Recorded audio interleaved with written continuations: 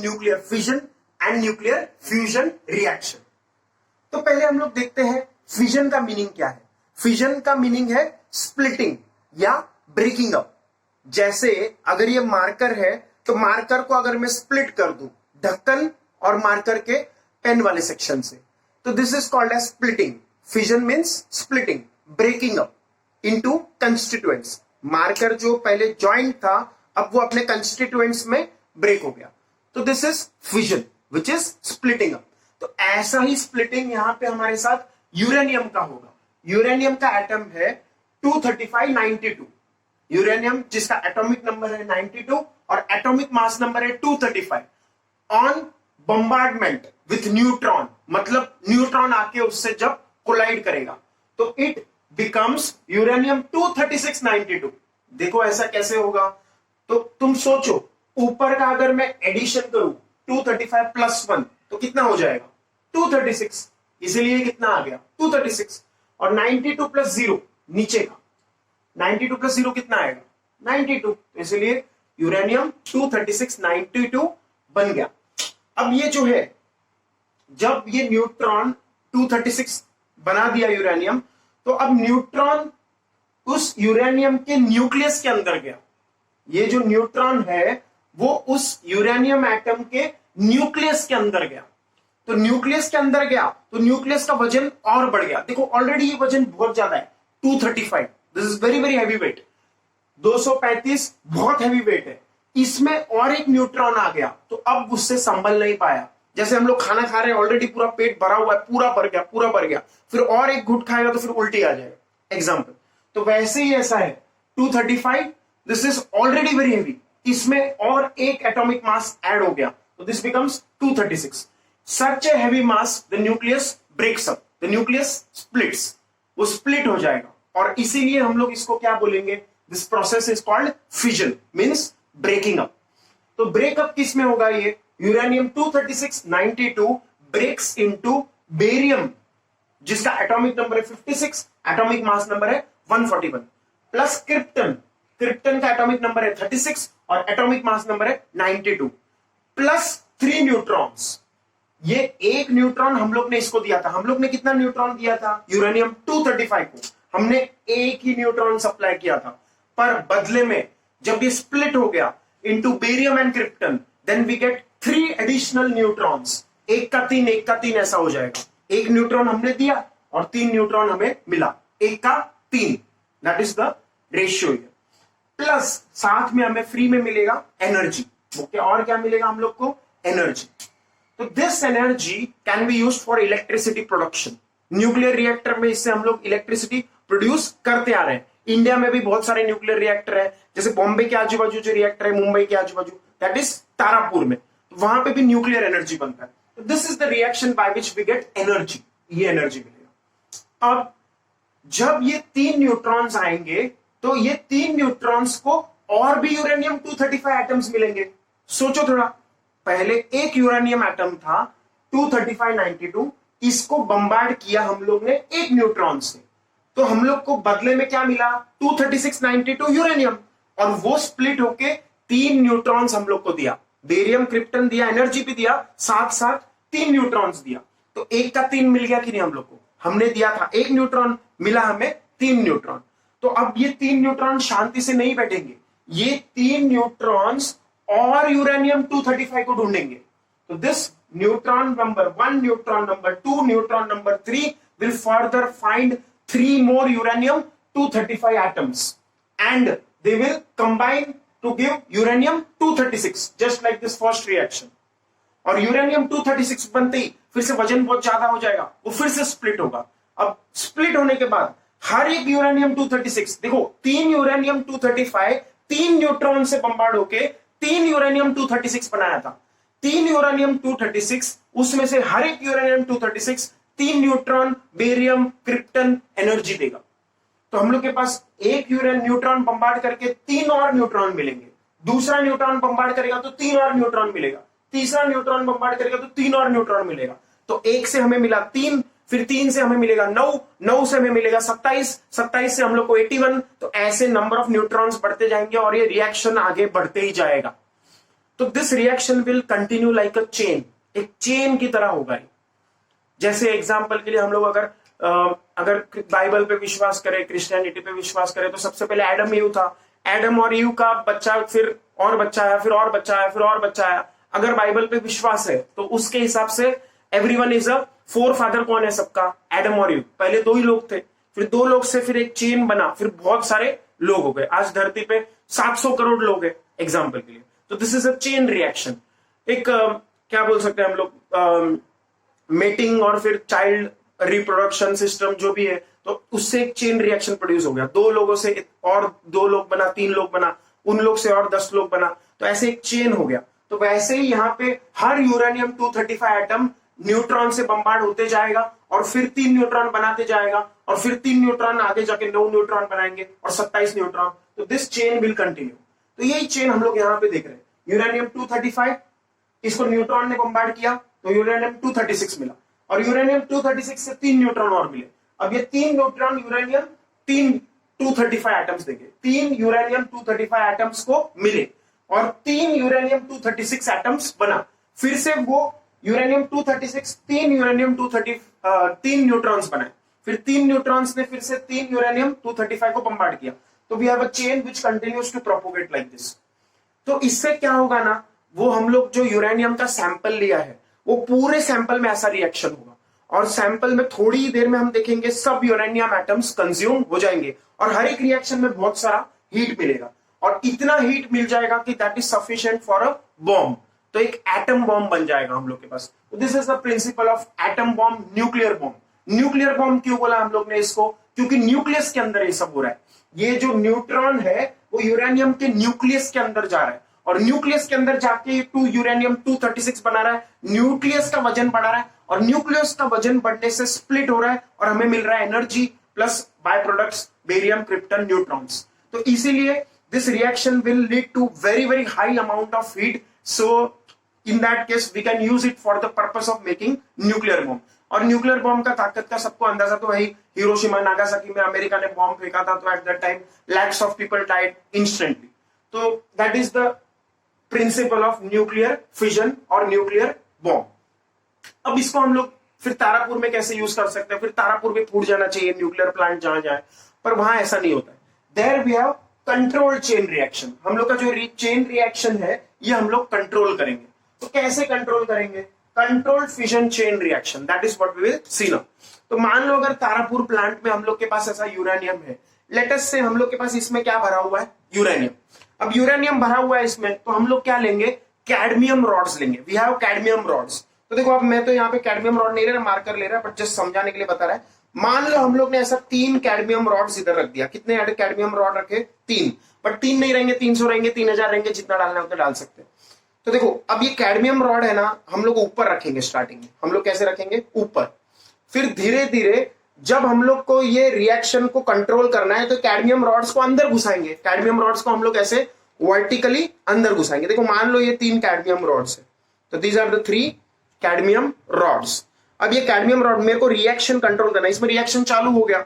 अब मैं जब ये कैडमियम रॉड अंदर डालेगा तो एट दैट टाइम कैडमियम, ये जो एलिमेंट है cadmium, this has a property of absorbing neutrons. ये कैडमियम है वो न्यूट्रॉन्स को एब्सॉर्ब कर लेता है। तो जैसे ही मैं कैडमियम रॉड अंदर डालेगा, इंसर्ट करेगा, this reaction will stop or it will control because cadmium will start absorbing the extra neutrons.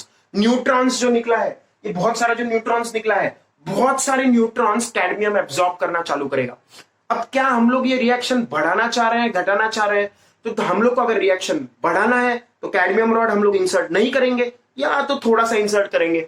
और अगर ये रिएक्शन स्टॉप करना है, धीरे धीरे कम करना है, कंट्रोल करना है, तो हम लोग कैडमियम रॉड को जितना अंदर घुसाएंगे, जितना अंदर कैडमियम रॉड घुसेगा उस यूरेनियम वाले सैंपल में, उतना ही कैडमियम न्यूट्रॉन्स को एब्सॉर्ब करेगा। और कैडमियम एक बार न्यूट्रॉन्स बहुत सारे एब्सॉर्ब कर ले, then the reaction will be controlled. It can stop if we insert more and more cadmium rods. तो ऐसा हम लोग करेंगे।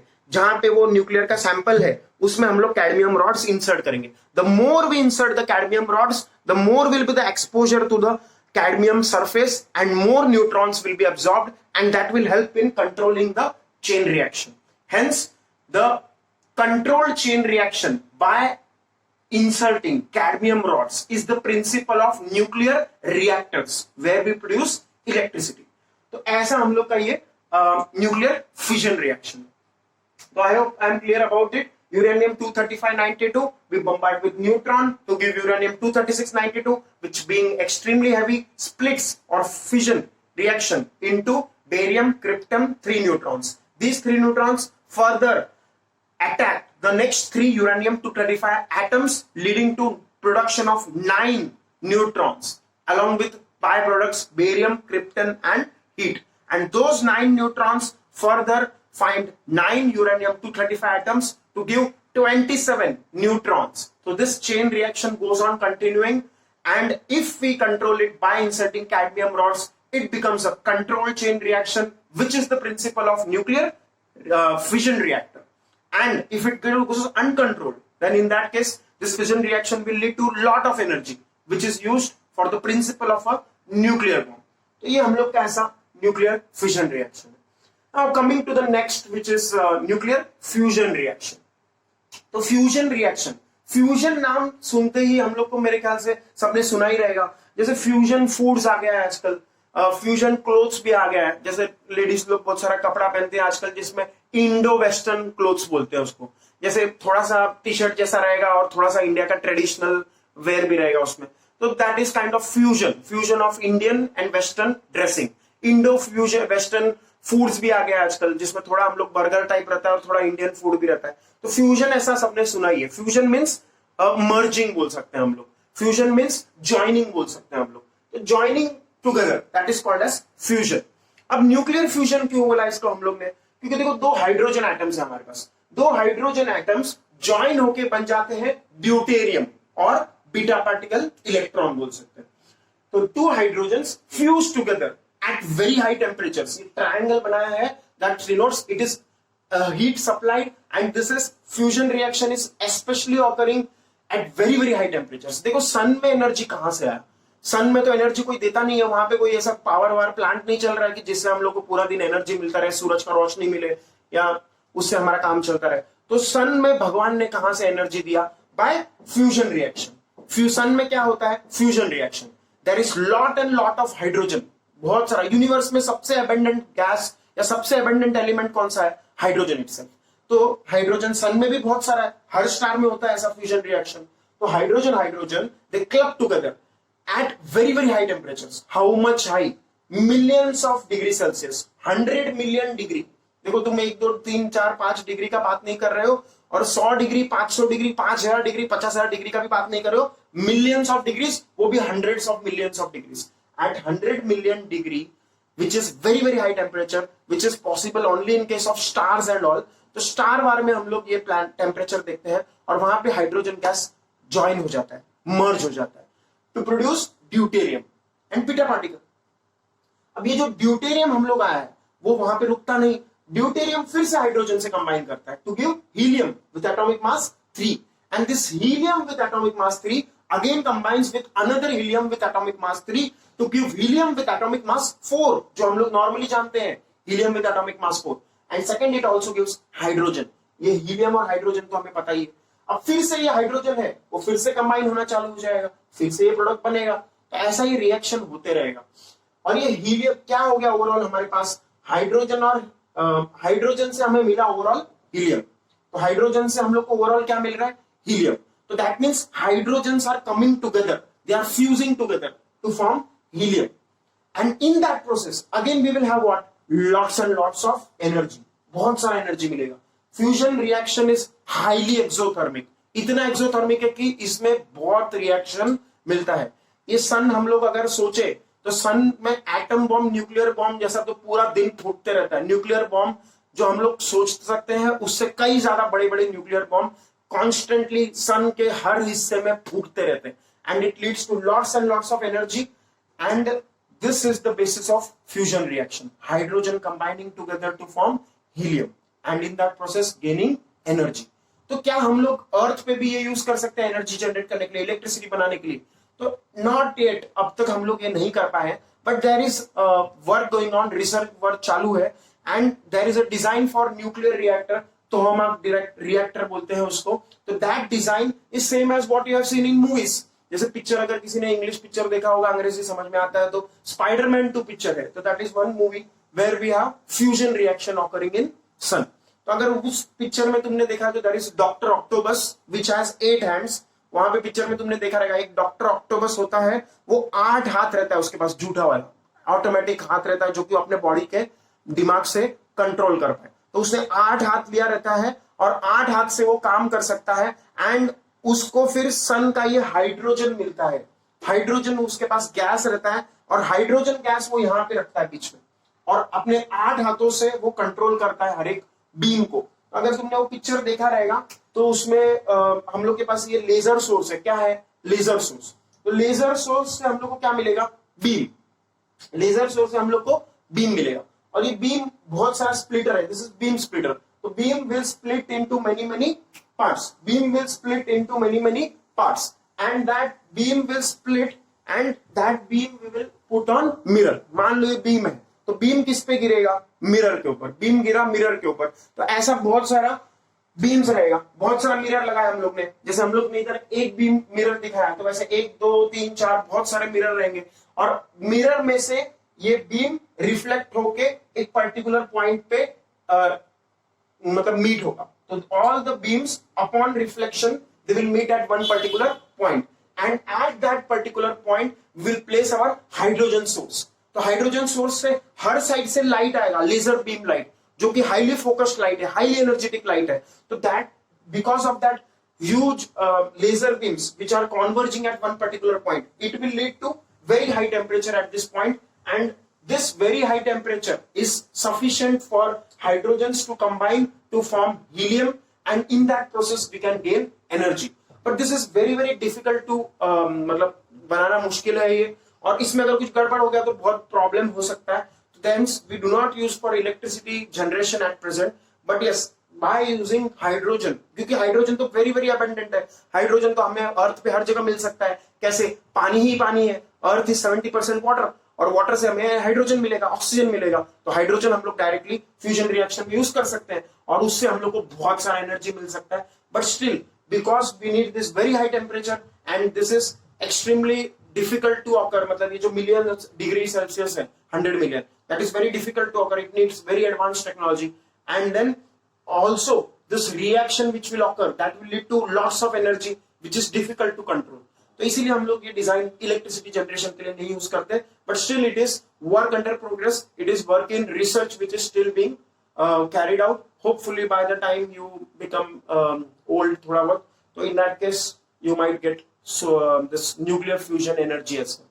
तो this design Spider-Man 2 से हम लोग थोड़ा सा समझ सकते हैं. And lastly we have this Q value. एक डेफिनेशन हम लोग को याद रखना है, एक फॉर्मूला याद रखना है, कभी कभी प्रॉब्लम्स में काम आ जाता है. Q value is mass of reactants minus mass of products into C square. Mass of reactant minus mass of product एक ब्रैकेट में विच इज डेल्टा एम. एक तरह से मास जैसा ही है ये delta M into C square. तो आइंस्टाइन्स एनर्जी मास इक्वेशन जैसा ही है, E is equal to mc square. तो Q value also we get energy itself. इसको हम लोग क्या बोलते हैं? Q value, mass of reactant minus mass of product into C square. इसको क्या बोलते हैं? Q value.